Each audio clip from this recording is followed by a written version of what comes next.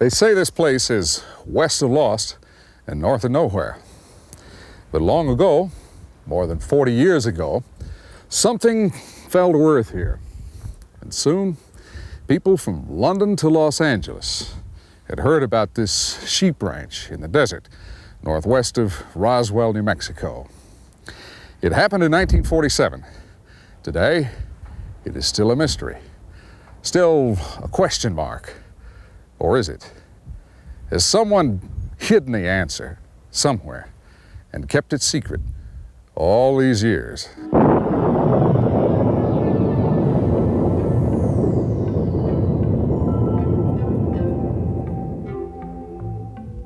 That summer in 1947, the world was recovering from history's most terrible war.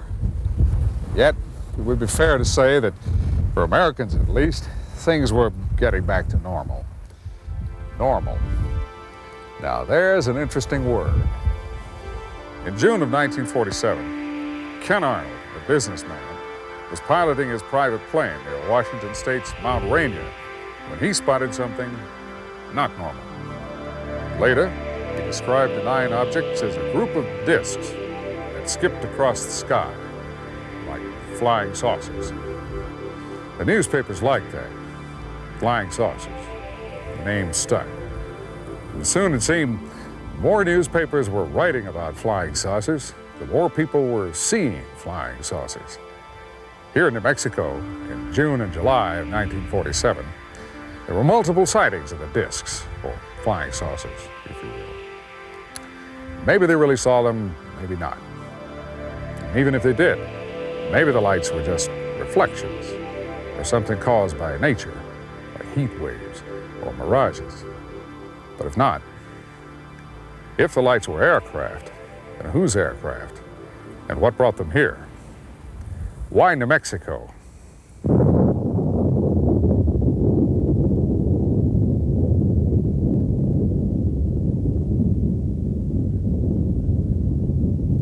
It was an event that damaged the whole world.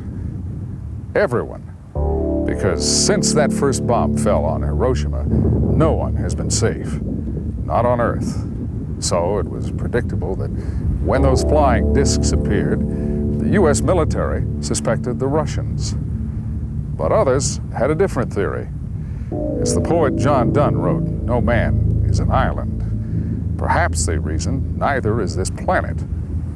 Did the shock waves, those first atomic blasts, they wondered, travel far across the ocean of space? And out there was something listening. The first atomic bomb was tested, set off, in the New Mexico desert near Alamogordo, about 100 miles southwest of here.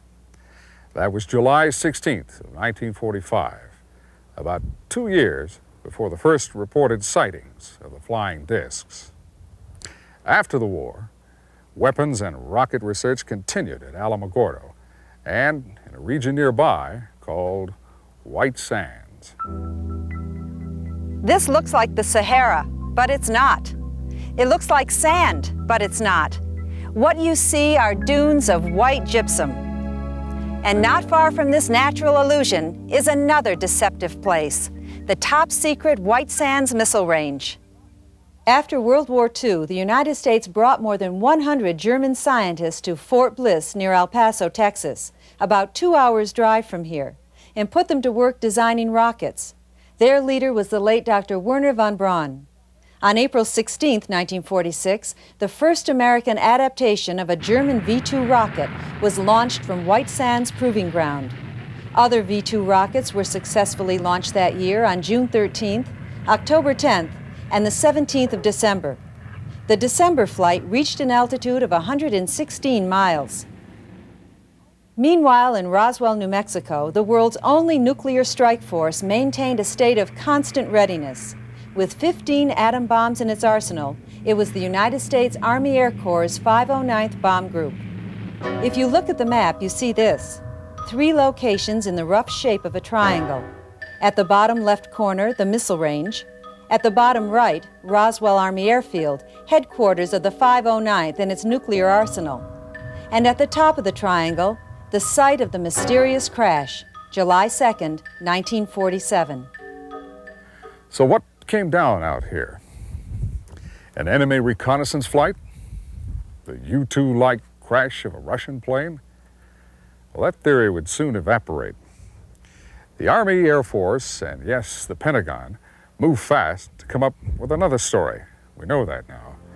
And there is convincing evidence the official story was false. Out in this wide open space, in the high desert of Lincoln County, the sky is as vast as the land.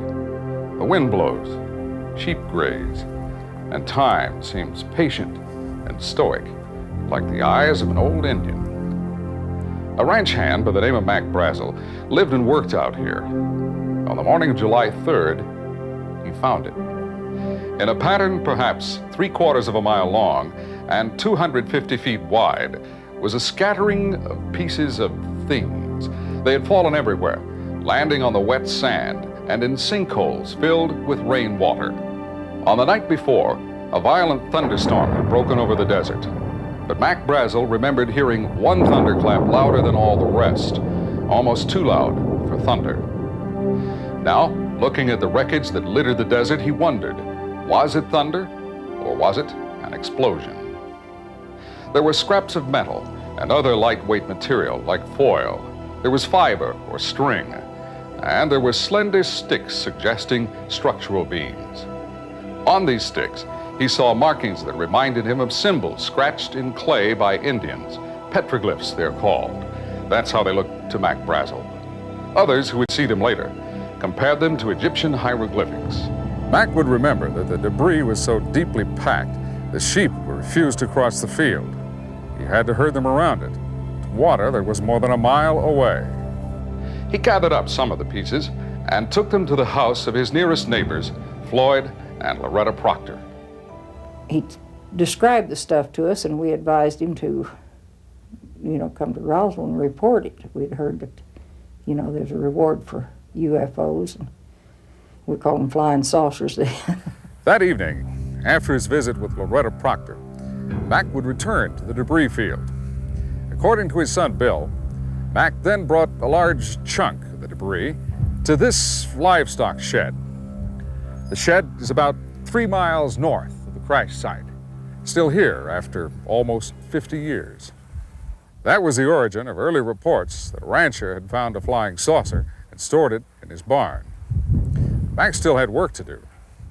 The next 2 days, on the 4th and 5th of July, he tended the sheep. Then, on the 6th of July, he got up early, finished his chores, and drove into Roswell. Mac's first stop was the sheriff's office. After that, things happened fast.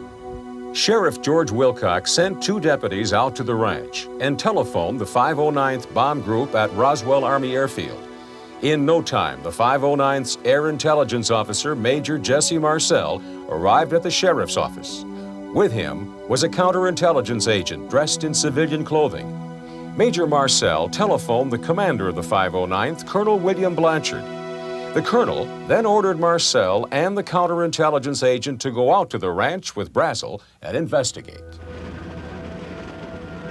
The road was no better then than now, and because of that, it was after dark by the time they got there. Meantime, the sheriff's 2 deputies returned to Roswell with a story of their own. They had missed the debris field, they said, but instead found this, a circle in a pasture where the sand had been melted to glass. Bigger than a football field, a huge area, a huge circle that had been burnt. The major, the rancher, and the counterintelligence agent spent the night at the range hut. Sometime later that evening, Major Marcel came out here to the cattle shed and used a Geiger counter to check the piece of wreckage that Mac had stored. There was no indication it was radioactive. The following day, July 7th, they collected all the debris they could load into the Major's Buick and the Army truck. Then, about dusk, they started back to Roswell. Over the years, many investigators have tried to solve the riddle of the Roswell crash. In 1980, co-authors Charles Berlitz and William Moore presented their findings in a book called The Roswell Incident. 10 years later, tantalizing new facts were uncovered in research by Don Schmitt and Kevin Randle. Don is Director of Special Investigations for the Center for UFO Studies in Chicago. Kevin is an intelligence officer, a captain in the United States Air Force Reserve. Their book, UFO Crash at Roswell, adds important pieces to the unfinished puzzle. Don and Kevin were the first team of authors ever to conduct a scientific investigation of the crash sites. They agreed to join us here in Corona, New Mexico, as for another first, we brought television cameras to the crash sites. They guided us traveling cross-country over rough terrain without roads. We entered the old Randle Ranch from the far side, coming down toward the crash sites from the northwest. If ever a place was perfect to keep a secret, this was it. Early September of 1989, the Center for UFO Studies sponsored the first archaeological dig at the actual Roswell crash site. We took a team of 10 people, 3 scientists, 2 with archaeological backgrounds, 2 from the National Laboratory. We concentrated not only on the debris field itself, but on the outlying areas. We still have hopes that because of caves, a 700-foot well, other downside fence lines, that we may find something. Investigators Schmitt and Randle have determined that almost from the very beginning, Colonel Blanchard and members of his staff were convinced that somewhere in the desert was the crew of the downed craft, possibly still alive. On the afternoon of July 8th, Mac Brazel was flown over the ranch in a military aircraft, assisting officers in their search for surviving crew members or their bodies. As part of his research, Kevin Randle already had retraced that flight. We asked him to go back, this time with one of our cameras aboard. As near as we can determine, on July 8th, the 509th Bomb Group initiated an aerial reconnaissance. What they were trying to do is find the rest of the craft. They suspected there would be more of the craft there than just the debris field. The aerial reconnaissance was an idea to find that. Mac Brazel was in the aircraft with them, the thought being that Brazel, as a rancher, would be familiar with the landmarks, and if they did locate any more of the craft, he could direct them directly to the site. The craft came up off the debris field after leaving the gouge, gained a little bit of altitude. Kevin is convinced the craft stayed in the air a few more seconds after the explosion. It flew about 3 miles, then crashed at the base of those rock cliffs you see below. We call it the impact point. Ironically, it was a group of civilians who reached it first. We have descriptions of the second crash site from 3 separate sources. A civil engineer, an archaeologist, and a soldier. All claim to be eyewitnesses. We think the search plane with Mac Brazel aboard spotted it too. According to all accounts, and they are strikingly similar, this was the scene. An aircraft shaped like a disc had crash landed. Lying on the ground beside it were several bodies, humanoid but small, perhaps only 4 or 5 feet tall. They were very thin and their heads looked too large for their bodies, at least by human standards.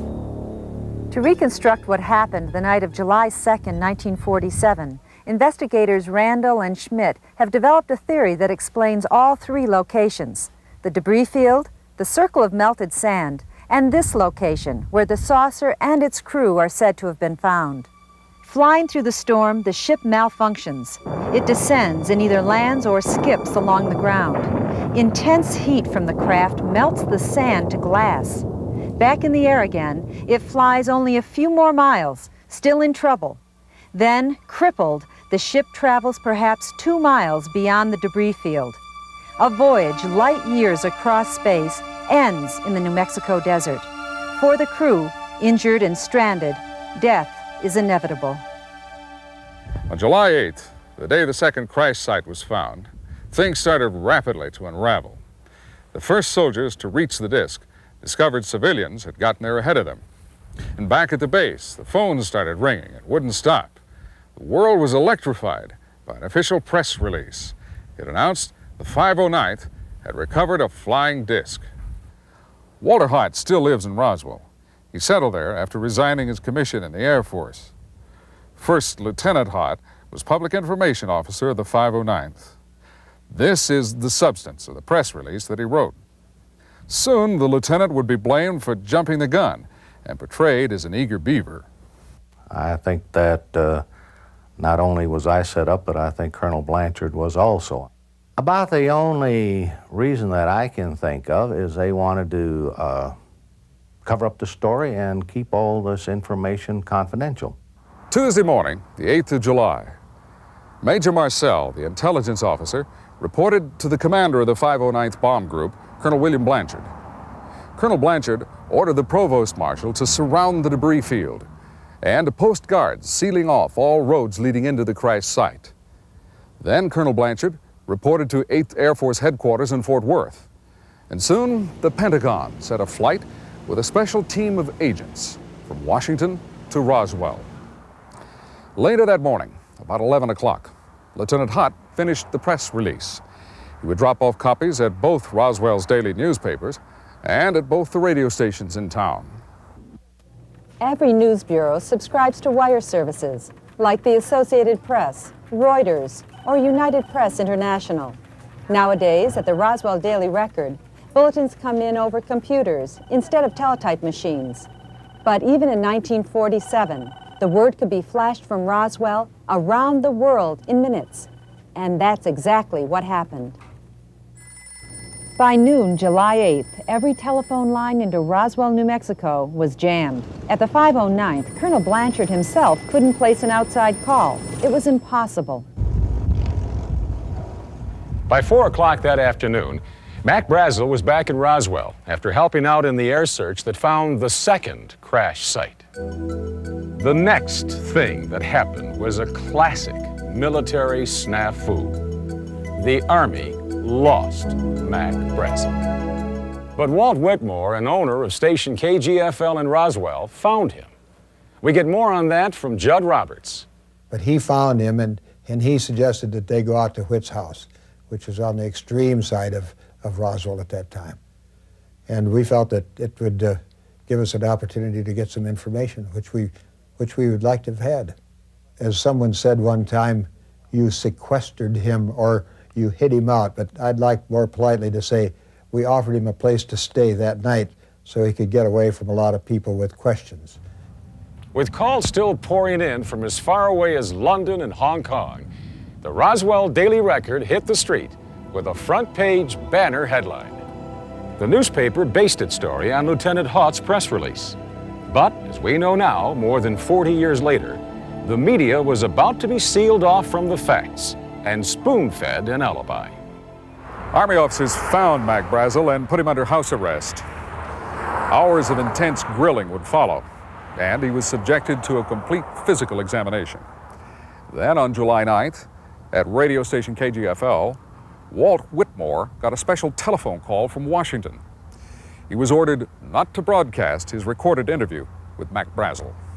The suggestion was made to us that if we wanted to keep our license, we would not use the interview on the air because that would give us about 24 hours to find something else to do beside the radio business.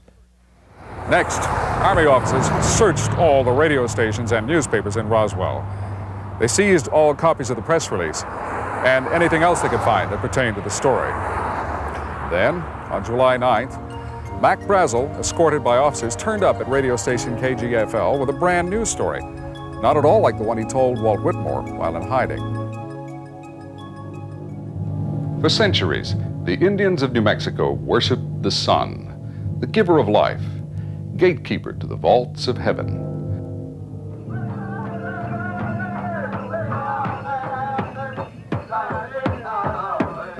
It was to learn more about ancient Indian culture that a group of archaeologists came to the desert on the morning of July 8th, 1947. The human factor is important. People won't keep silent forever. But of the handful of witnesses who eventually talked about what they saw here at the second crash site, most are dead now, victims of illness or old age. We can only take note of who they were, how different they were, and yet how they all describe seeing the same things. An aircraft apparently not made on Earth, and creatures who looked as if they had not been born on this planet. Once the military found the second crash site, they moved fast. From the plane, in which he was a passenger, Mac Brazel helped guide the troops on the ground who were closing in. But before the military could get here, a civil engineer surveying for an irrigation project came upon the site by accident. His name was Grady Barnett, by all accounts a no-nonsense fellow. Barnett's close friend, Vern Maltese, remembers Barney telling him about finding the bodies and how he described them. He said, well, I'm going to tell you something that I'm not supposed to divulge. And he come across this object on the ground, which was the shape of a flying saucer, and it didn't split open. So he jumped out of his pickup and went down there, and there was 4 beings laying on the ground. And they were in a sort of a silver-colored suit, and they were about 3 to 4 feet high. And the suits were rather tight-fitting, and they had covering, except there was no covering on the head or none on the hands. And the shape of the heads of the beings on the ground were hairless with a sort of a pear-shaped head, and the hands were exposed. And they had just barely arrived, and there was an archaeology team that had just come up there about the same, just a little bit after Barney. Then the military come in and surrounded the area, and they called all those people that were there from the archaeology team and Mr. Barnett, and they briefed them that this was not to be divulged to anybody, that they were not to say one word about it and forget they'd ever seen anything. Barnett said he was standing beside the bodies, close enough to touch them, when the group of archaeologists and students arrived. If the story is true, then here is an excellent group of qualified witnesses in possession of material evidence. In other words, here was proof. But what happened? In no time, the military took charge. They covered the bodies. They herded the archaeologists, the students, and the engineer off to one side and made them face in the opposite direction. This was a matter of national security. They were not to talk about it. If any of them did, the government would hear about it, and the government would know how to find them. Soldiers escorted them away from the site and into obscurity. Grady Barnett did tell his boss about the bodies, but the response was ridicule and a common barnyard expletive. After that, Barnett kept most of the details to himself, speaking only to family members and his close friend Vern Maltese. Barnett died in 1969. The archaeologists and the students dropped out of sight, presumably returning to a large northeastern university. For years, no one knew where to find them. Then in 1975, a woman suffering from cancer made a deathbed statement to a nurse at St. Petersburg Community Hospital in Florida. When I was a nurse on a terminally ill floor, we had a patient who was admitted, and one day I went in to bathe this patient, and she was more alert than she usually was. She was very suspicious acting. She asked me if I could draw the curtain. She wanted to know if there was another patient in the other bed, and I said no, which I was a little surprised because she wasn't so alert. In fact, the most things that she did was call out one particular name. So she proceeded to talk to me, and she said there's something that she needs to talk to someone about, that she needed to tell them something. She said, I've held it in a long time. And then she said that a lot of years ago she was out with a bunch of people, and they were, she said, rock hunting. And she kept saying, I wasn't supposed to be there, but I went. And she goes, and then she said, I wish I hadn't. And she said they were out and they were walking around, and they came upon a hill and they went over the hill. And she said then they saw a large shiny object. And she said it was very large, and they wanted to see more, so they started walking toward it. She said that when they got there, that there was a large round object, and it was sitting on the ground. And she said, and then on the ground was some, she goes, blankets. or something. And she said that one of the guys from the expedition, one of the men, walked over and they pulled back the covers. And she said there were little people. She couldn't believe it. There were actually little people. She said they had very large heads and very big eyes, and she said they had some kind of shiny material on. And I can't remember if she said what color. I thought she said blue, but I really can't remember at this point. But she said it was so shiny, it was almost like it was fluid-like. And she said, and then she became very upset, and she goes, but you mustn't tell anybody. She goes, never tell anybody. And at this point, she would just keep looking around the room. She was very paranoid acting, and she said, because they can always find you. And I said to her, I said, who can always find you? She goes, the government can always find you. 2 days after Mac Brazel turned up in Roswell, rumors were spreading like brush fire. The public was led to believe the Pentagon was hopping mad, and a general by the name of Roger Ramey was taking flack. Contrary to popular belief, that was the result of a carefully orchestrated cover story. Ramey was commander of the 8th Air Force in Fort Worth, Texas, higher headquarters of the 509th. Even before the 509th started picking up the pieces and looking for the bodies, 8th Air Force headquarters was on the line to the Pentagon. On the morning of July 8th, that special flight was arranged, sending a team of counterintelligence experts from Washington to Roswell Army Airfield. The general and the Pentagon were about to screw the lid down. Carefully setting up an alibi, General Ramey ordered Colonel Blanchard, the 509th's commander, to send his intelligence officer, Major Marcel, to Fort Worth. Marcel took to the general's office some of the debris packed in a small box. Leaving the box on his desk, the general then led the major into another room, suggesting they look at a map. When they returned, the box had disappeared. In its place was a damaged weather balloon. Next, General Ramey called in the reporters. Just a mistake, he announced. Major Marcel and the 509th Bomb Group had goofed. Besides, the general added, this one was a new kind of balloon. It was case closed by mid-afternoon. But we know now that some of the debris already had been delivered to the general earlier that day. If it were nothing but a weather balloon, why did he say so then and there, defuse the situation, and placate the Pentagon? Dr. Jesse Marcel was 11 years old when his father, Major Marcel, came home with a carload of curious objects one night. Dr. Marcel now lives in Helena, Montana. He remembers that his father woke him up about 2 o'clock in the morning, showing him and his mother the things he found. The thing that set this apart from anything that I had ever seen before or since was the marking zone parts of the wreckage. In the I-beam structural members, there was like a writing of sorts. I remember at the time thinking this was like hieroglyphic, but it wasn't really hieroglyphic, but it was more of geometrical forms and symbols along the inner surface of an I-beam. And they were kind of a metallic purple hue and seemed like they were embossed in the metal itself. And I suppose that is the singular thing that sets us apart from more ordinary debris. I do know it was not a weather balloon or radar target as was proposed by the Air Force.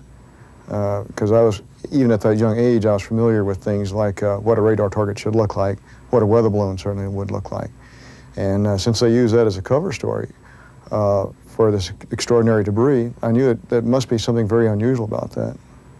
And so I have come around to the realization that this was out of this world.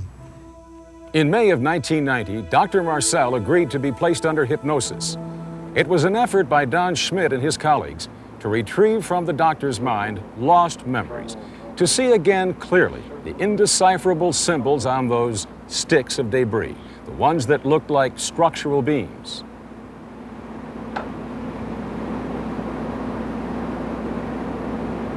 Circle in Boson Square. A circle there?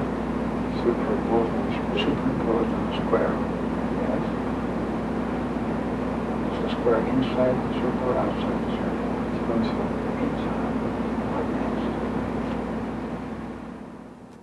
Here at at the debris field, while the general was putting out his weather balloon story, teams of men with wheelbarrows were still working. Imagine roadblocks, machine guns, and at least 60 men with trucks to recover a balloon like this. Other weather balloons have been found and turned in by civilians. They were small enough to fit in the trunk of a car. Even the new model referred to by the general would have fit. In fact, Mac Brazel said he knew what weather balloons looked like, that he had found them on the ranch before. Despite military pressure, Mac still would insist that the debris in the field the sheep would not cross was different. And of course, weather balloons don't carry passengers, not even small passengers like the ones supposedly found at the second crash site. Now, back to the rumors that were spreading through Roswell. If bodies really were found, is it true that one of them was still alive? As part of their 2-year investigation, authors Dawn Schmitt and Kevin Randle interviewed more than 250 witnesses and sources regarding the Roswell crash. They were careful to avoid hearsay. They weeded out suspect sources, those who might have exaggerated or embellished their stories with borrowed information. In preparing this documentary, we recorded interviews with more than 24 people. All were carefully screened, their backgrounds checked. Many of them had never met, and yet, invariably, their stories matched. Each piece of the puzzle fit, and there was no evidence of collusion. Jack Rodden grew up in Roswell and still lives there. In 1947, his father, a professional photographer, was among those pursuing the story. Jack still remembers 3 cryptic words. The day after, a day or two after the story was released that it was a weather balloon, I quizzed him about it. I want to know what was really going on, what happened. And he said, just 3 words, they killed it. He had the ability, when he wanted to say a lot in a very few words. And the words a lot of times could be taken more than one way. And I asked him, what do you mean, they killed the story? And he wouldn't deviate. He just said, they killed it. And I said, they kill someone? And he just said, they killed it. And I couldn't press it any further, so I didn't, but I didn't forget it either. Frankie Rowe tried not to remember. She says threats to separate her from her family and send her to prison pushed memories of the incident deep into a shadowy corner of her mind. But years later, as parts of the story became public, Mrs. Rowe's memories came rushing back. The memories and the anger. Now she believes the American public has a right to know everything, the whole story, even small pieces of it, like the pieces of metal she saw and touched. And he pulled his hand out of his pocket and he had a piece of the material wadded up in his hand in a little tiny ball, and when he dropped it on the table, it spread out like it was liquid or quicksilver, and there was not one wrinkle in that. And I do remember that we all did get to touch it. We all got to pick it up. You could bend it, it made no crinkle, no noise. It was very thin and it was very shiny, very silvery color. It was about maybe a foot square. And I have no idea what happened to it. More than 40 years have passed since the crash. The government still sticks to the official explanation. The military is still stonewalling. However, in later years, a few cracks have begun to appear in that wall. Major Marcel would talk again to his son, telling him no, it definitely was not a weather balloon. And suddenly, in a supermarket, a retired Air Force officer would disclose to his wife an astonishing secret. But let's start with the story of Brownie. Melvin E. Brown was a sergeant with the 509th in New Mexico at the time of the crash. Later, he was transferred to England. He married an English woman, and following retirement, settled down with his family in a suburb near London. Over the years, on several occasions, he would tell his daughters bits and pieces of a curious story. But on his deathbed in 1982, Brownie gave up the rest of the secret and disclosed the number of a hidden bank account. There was no record of any trust fund, nor could the bank account number be traced. And yet, the family still wonders, is the money waiting for them somewhere? They wonder and remember what Brownie told them. It's almost as if when he'd actually told the story, he wished he hadn't. All available men were grabbed. That's his actual words I'm saying here now that I can remember. All available men were grabbed. They all had to go out to the desert where a crashed saucer had come down. And they all had to stand guard duty around this site. They were told to look, but not look, not to take anything in. And him and this other guy did look, and they lifted up the covers. And he did say that these trucks were coveralls. I don't know what he meant by that. It must have been some sort of truck with a cover. He lifted up, him and this other guy both lifted up the cover and saw, I say 2 bodies, but my sister remembers him as saying 3. We disagree on that. They saw these bodies, and they were about 4 foot tall, no more than that, maybe even less.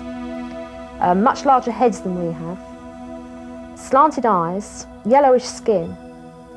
Far from London, in Lincoln County, New Mexico, we searched for an elusive witness with an even stranger story.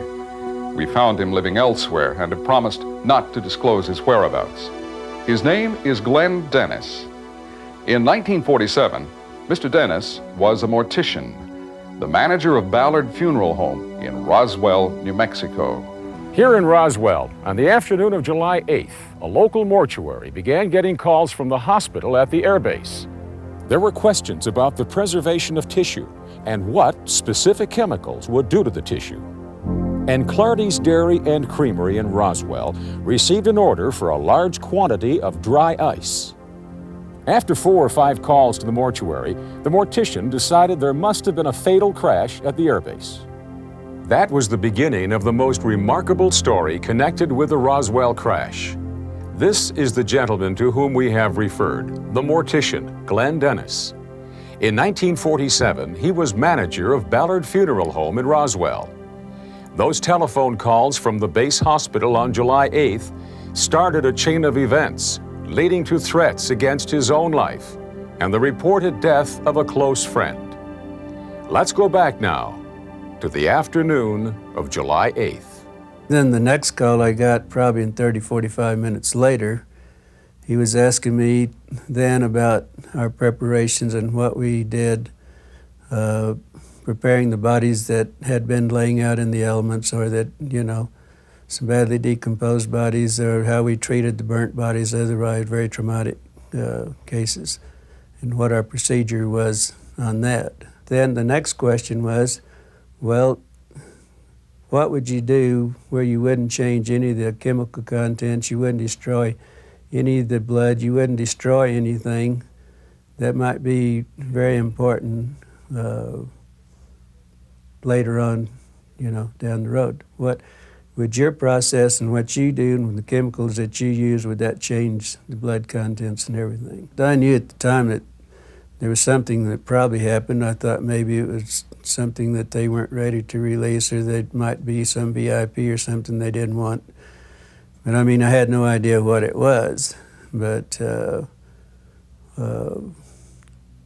I told him at the time, I said, you know, I can come out and I can help you if you have that. And he said, no, this is for future, in case this should happen in the future. He said, this is something we need to know so we'll know how to proceed. Questions about chemicals, tissue, and the preservation of blood, as well as other body fluids. Very strange questions. If doctors at the base were examining the remains at the time of those telephone calls, it follows that by July 8th, the bodies had been removed from the second crash site to the base hospital. That would match key points in the story told by Sergeant Brown. Not only that, but Glenn Dennis' story tends to corroborate the story told by witness Frankie Rowe. Now, he felt that the one that was alive, he said later that it was taken out to the base hospital. And a friend of ours, her husband was working out there at the time, and he saw the one person walk in. Later that same afternoon, Glenn Dennis drove an injured airman to the base hospital following a minor automobile accident. Walking into the emergency room, Dennis saw debris in the back of a parked Army ambulance. What I noticed that was so unusual about this, that there was some inscriptions or border around this part of it. It was probably 3 inches, maybe around 3 inches, but it was kind of going along the contour of the wreckage. And at the time, after I got back, I got to thinking about this and what the border looked like, and it kind of reminded me of an Egyptian inscriptions of figures and whatever. Now another piece in our jigsaw puzzle drops into place. It appears doctors were continuing their examinations of the bodies as Mr. Dennis entered the emergency room. Assisting them was a nurse, whom he describes as a close friend. One of the nurses, lieutenant nurses that I was acquainted with very well, she was very excited, and she said, "How did you get in here? What are you doing here? And get out immediately or you're going to get in a lot of trouble." She said, "Get out of here as fast as you can." The nurse disappeared into another room, presumably where the examination was still in progress. But serious trouble was in store for Glenn Dennis, the result of a chance remark to an officer who stopped him as he was leaving. But I said, "It looks like you've had a crash." I said, "I see some debris and then the ambulance is there." And that's probably where I really got in trouble right there. And he said, "Well, just a moment." And then he went to the door and he motioned for somebody, and about that time there was 2 MPs that came out. And he said, "Get this man out here, get him out here as fast as you can get him out of here."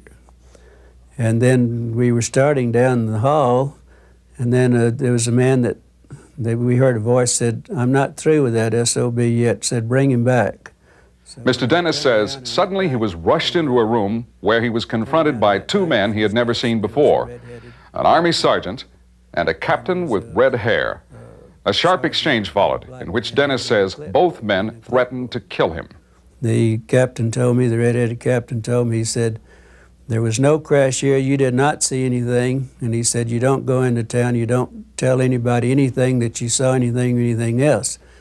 He said, "If you do, you will get in real serious trouble." Well, I was a little agitated because I didn't like the name he called me to start with. And I informed him, I said, "Look, I'm a civilian, you can't do a damn thing to me, and as far as I'm concerned, you can go to hell." And that was the exact words that I told him, and I remember it very clearly. And then the black sergeant, he said, "Oh, don't kid yourself, young man." He said, "Somebody be picking your bones out of the sand."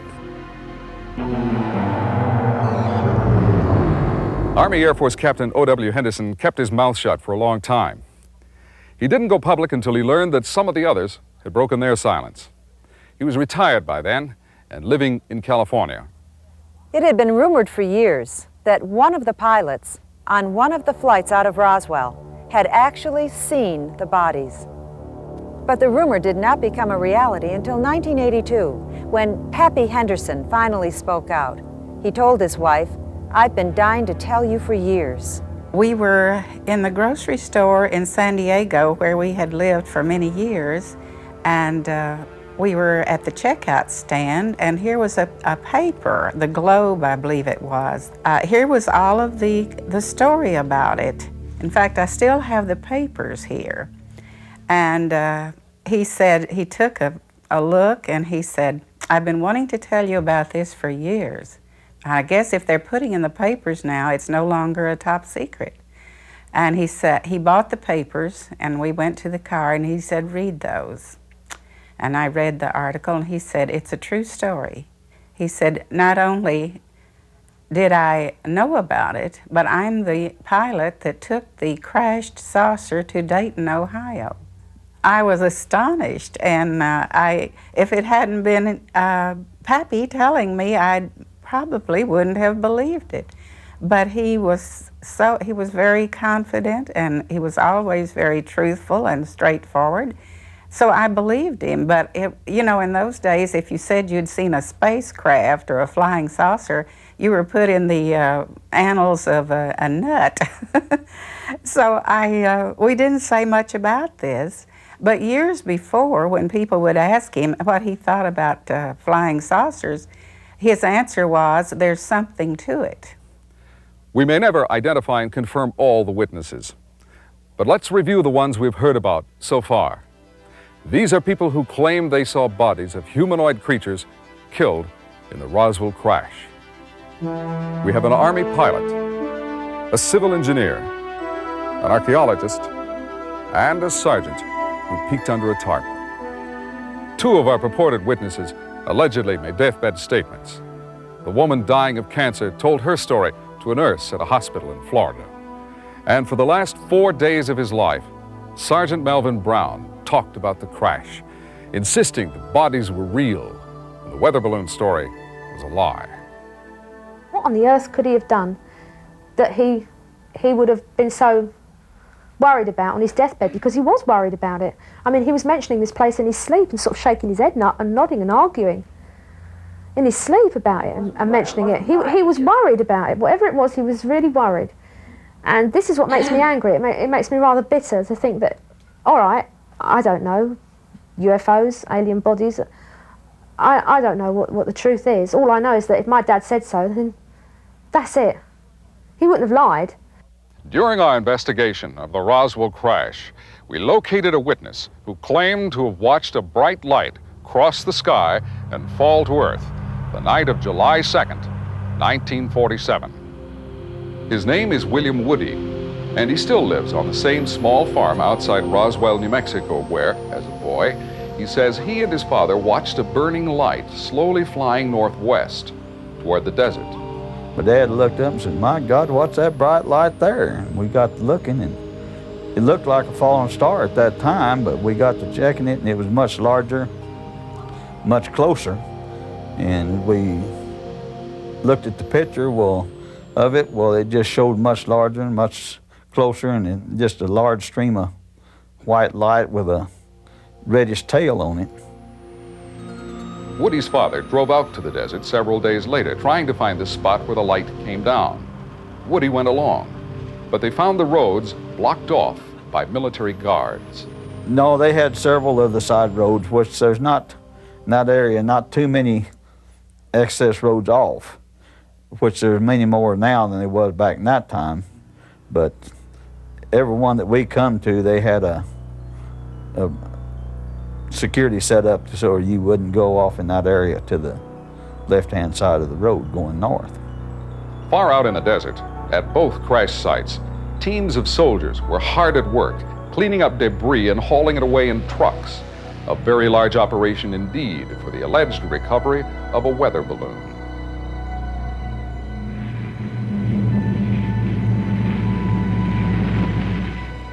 How strange it seems that 9 airplanes and numerous crates and packages marked top secret would be needed to transport what was left of a weather balloon.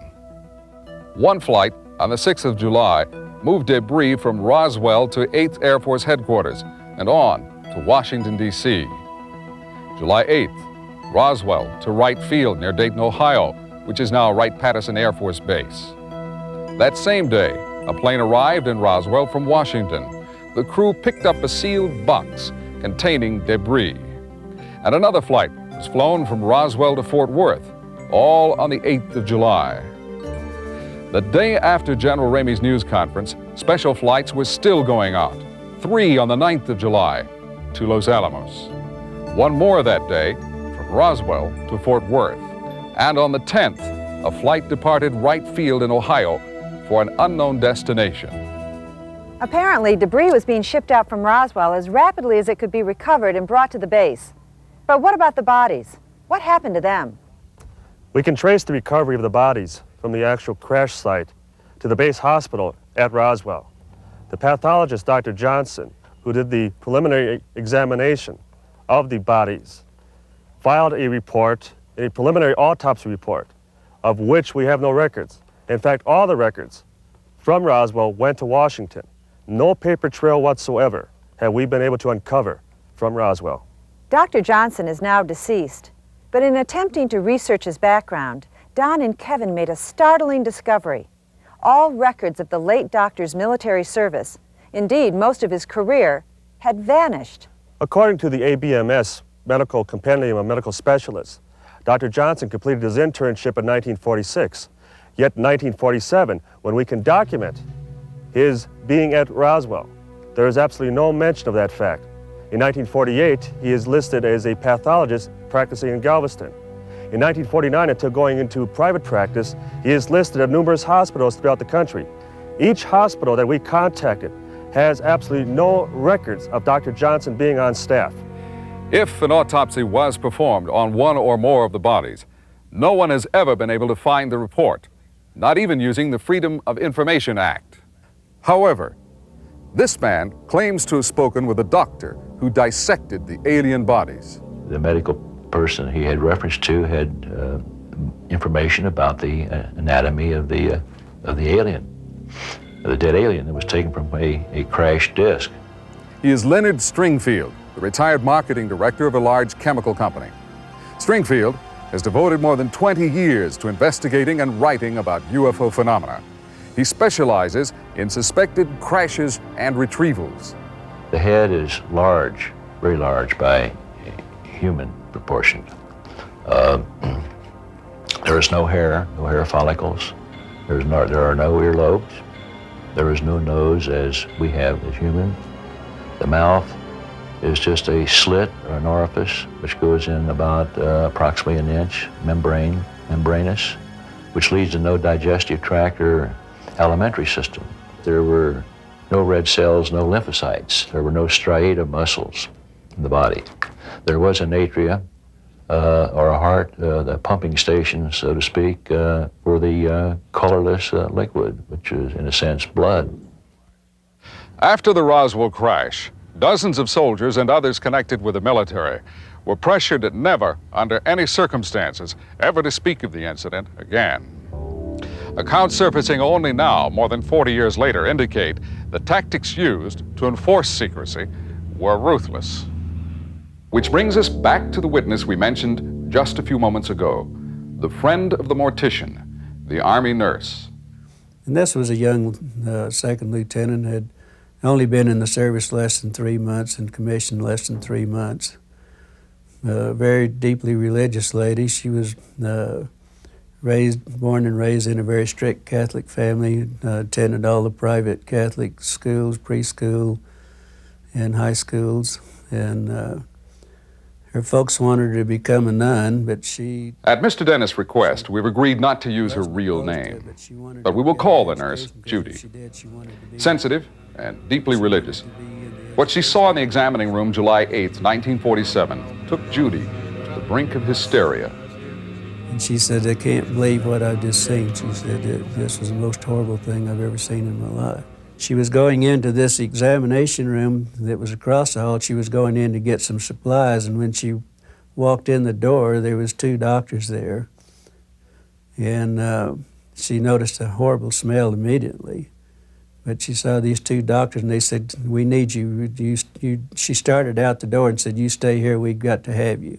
And what it was, they were examining, she told me, 3 bodies, foreign bodies. And she said 2 of them were very mutilated. According to Mr. Dennis, Judy and both doctors became ill from the stench of the bodies as they continued to examine them. Judy was still not well the following day when Glenn met her for lunch at the officers' club. But he was more disturbed by her emotional state. I knew she was almost in a state of shock, because she said it was so gruesome and so horrible, and she would just, almost grab her head, and it looked like she was just going into total shock. We should note here that Glenn's concern for Judy was serious. Marriage had been discussed, but all of that was about to change forever. He never dreamed what lay in store for Judy as she began to describe what she had seen. She had drawn me just a little the night before. She had a description of an arm that was that she had drawn, and then the anatomy of the arm, which was different from ours.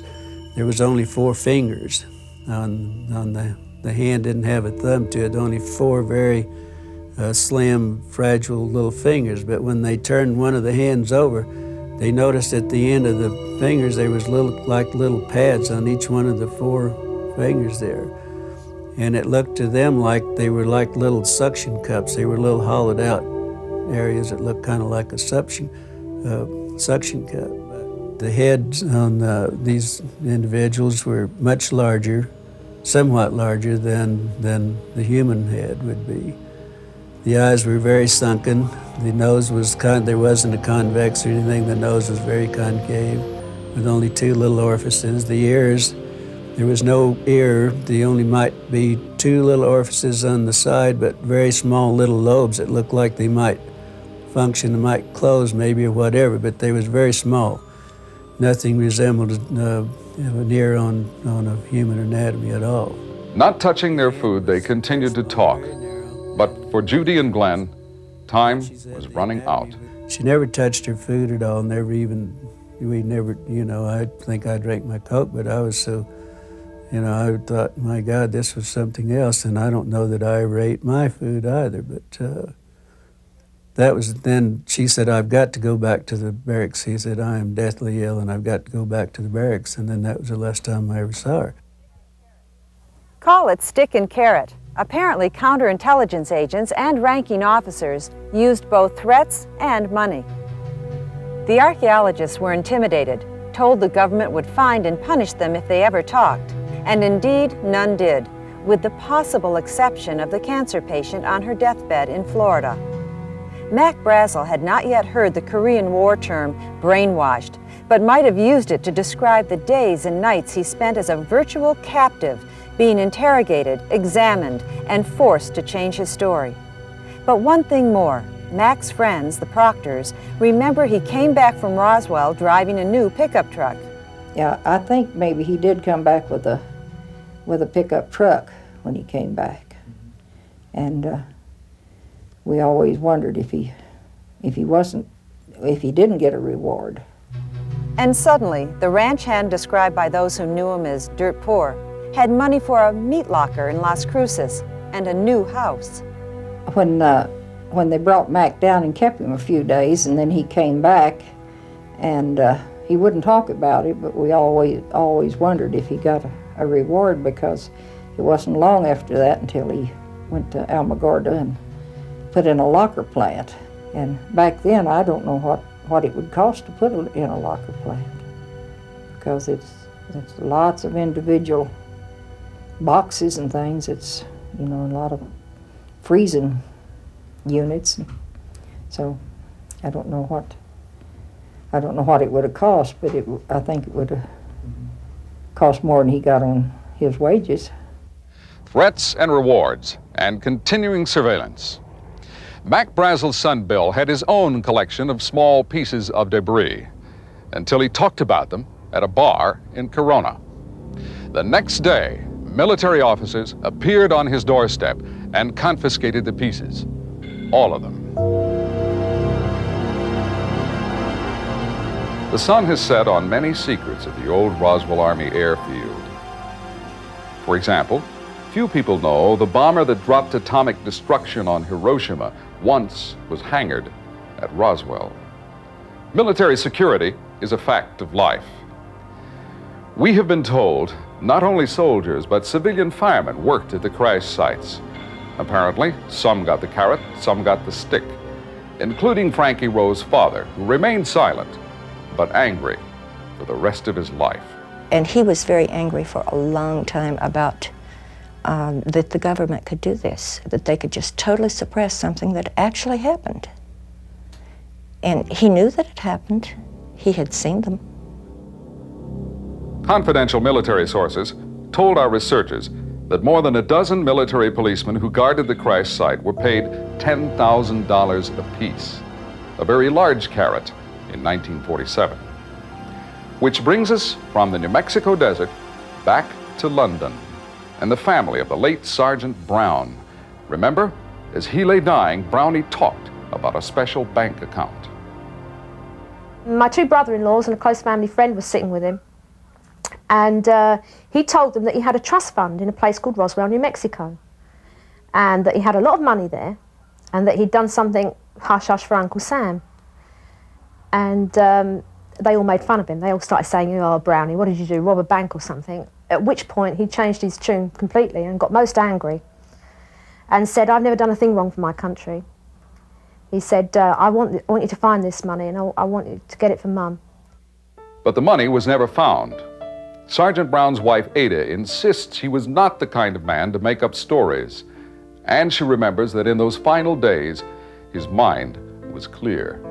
My husband really knew that he was going to die because he said all his goodbyes. He said his goodbye to me, and he said his goodbye to his kids. And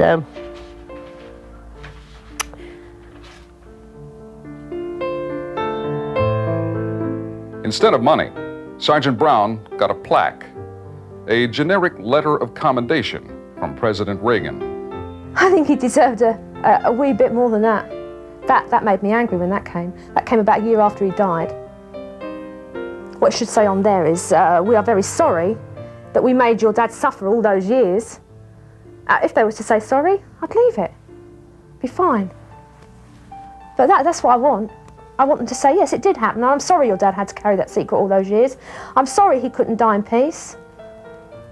I'm sorry he had to be laying in bed dying and trying to relate a story that he was, even while he was dying, he was too scared to talk about something that happened at this place in Roswell, New Mexico. And what makes me even more angrier is when you get somebody like Philip Klass on television talking about a weather balloon.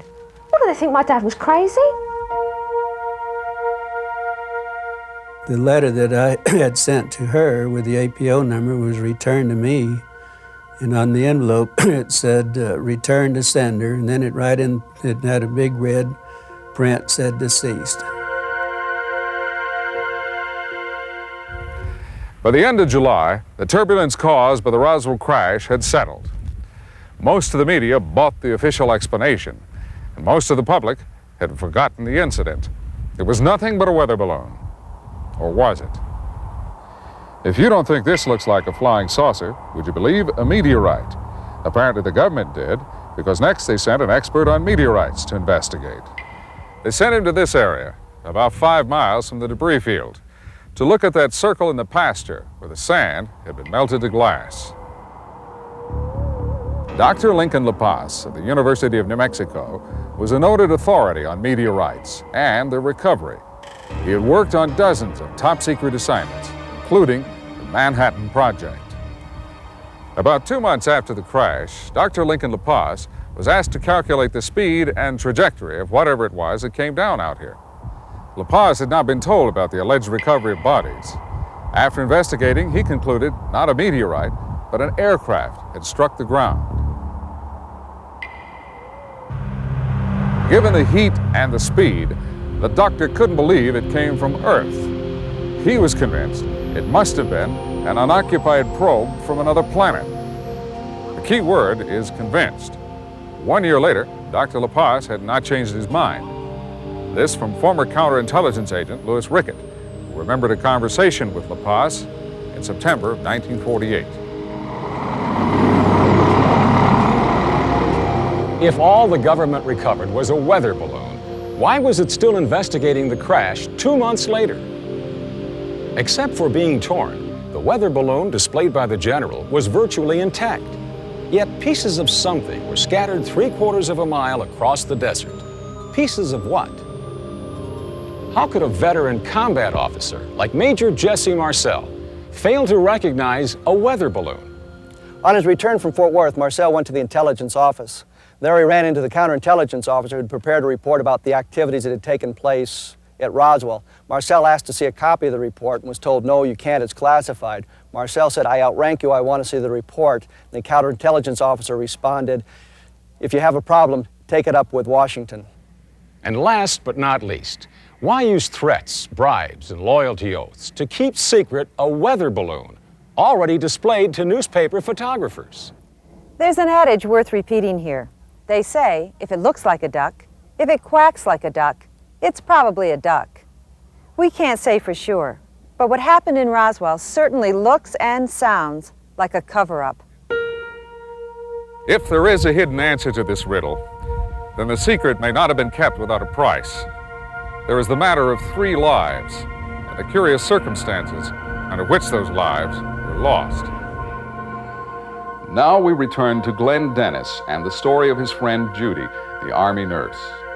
Remember, it was Judy who told Glenn she assisted 2 doctors examining bodies of humanoid creatures brought to the base hospital. According to Mr. Dennis, she described the bodies in detail and even drew sketches. After lunch with Glenn, Judy left the officers' club and vanished. The next day, I called out. I wanted to see how she was doing and how she was feeling. And of course, you know, by that time I was really fascinated by what was going on, and I was so curious. I wanted, you know, maybe she'd feel like talking a little more about it. But I was really concerned on what was happening to her. And they told me that she wasn't working, that she was unavailable that day. And so the next day I made the call again. I made 2 or 3 calls the next day. And it was also, she was still unavailable. Then the third day I called and they said that she'd been transferred out. And they didn't know where, but she was no longer there at the air base. Transferred without a word, no goodbyes, and no explanations. Judy was a second lieutenant with less than 4 months at Roswell, her first duty assignment. For days, Glenn kept asking questions, but got no answers. Well, then about maybe 10 days to 2 weeks or so later, I get a letter from her in the mail addressed to the funeral home.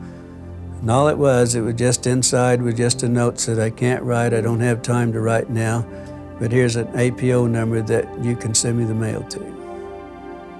And that was all that was in the envelope. There wasn't anything else. APO numbers are used by the military to forward mail to American servicemen and women without disclosing their locations. But through friends at the base, Glenn quickly learned the APO number sent by Judy meant that her letter originated in England. He replied immediately, then waited.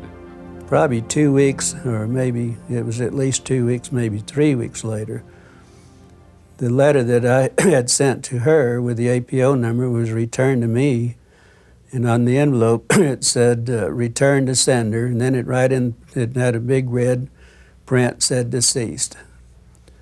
And that was the last time I heard or, you know, even thought about it. And then about every time I'd go to the base too, sometimes we wouldn't go there for a week or two on emergencies or whatever, but 2 or 3 weeks or so later I would go out to base and I said, has anyone heard from the lieutenant? And one of the nurses says, well, the rumor is that she is in England. Well, in her note, she also told me, she said, I am in London.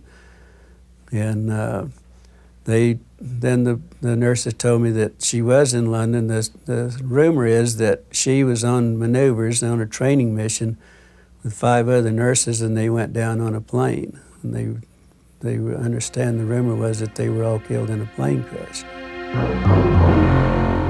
Later on, another key person in the Roswell mystery was reported killed in a plane crash. He was Lieutenant Colonel Payne Jennings, executive officer of the 509th Bomb Group. And finally, there was the curious accident which claimed the life of a soldier believed to have worked at one of the crash sites. We have information concerning a heavy equipment operator, for example, that was found crushed to death by his own vehicle, with his unscathed glasses found 100 feet from the site. The Roswell crash. Even after years of research, 100 questions still come to mind, most without answers. It's not our purpose to prove or disprove this story, only to present those facts and witnesses we could find and let you decide. Somewhere there is tangible evidence, a piece of metal, a scrap of fabric, or one more witness who remembers. Perhaps that witness is you. We applaud the courage of those who come forward in this documentary to speak for the record. We believe, as they do, that the time is now to unlock the truth, and that the United States government holds the key. It is frightening now when I think about it. I can't believe that I could have forgotten as much as I did because of the threats. I mean, it's crazy. But yeah, I'm bitter, all right. I'm angry. I don't give monkeys about the bodies and I mean, what I want to find out is why. All right, they must have had a good reason, obviously, for doing it. But I don't know. I can't see that it is that important anymore, that it has to be covered up. You know, I think it's time they wash your land and at least give the people an explanation of why we shouldn't talk about it in the first place, if it was a national security item or I mean, you know, just the reason why everyone should keep this and why they should keep covering it up, I think they owe the American people an explanation why this happened. I mean, why they're not doing this. And let us know, and then the people know to either keep their mouth shut or go on their way. After almost 50 years, there is still no change in the official story. But whether a spaceship did or did not crash in New Mexico, one thing is perfectly clear. Details of the incident have been wrapped for decades in layer upon layer of secrecy, which raises the most tantalizing question of all. Why? Would proof of intelligent life on another planet destroy this civilization, wreck the edifice of science, and undermine religion? Is that what they fear? Centuries ago, those same fears motivated enemies of Copernicus and Galileo, who revealed a simple truth every schoolboy knows today, that the sun is the center of our solar system, and Earth revolves around it. Or is there something more? Could the visitors, if there are visitors, be predators, indifferent to human life or human suffering? Have our leaders been shielding us from a terrible truth? Even so, what has all the secret-keeping bought us? A few decades of false complacency? Well, things are different now. As we wind down the 20th century, we have reached the end of innocence. People are demanding the truth, and yet it is a truth that could rob us. We may never again be certain we're dominant here on Earth. Indeed, not even certain we are here alone.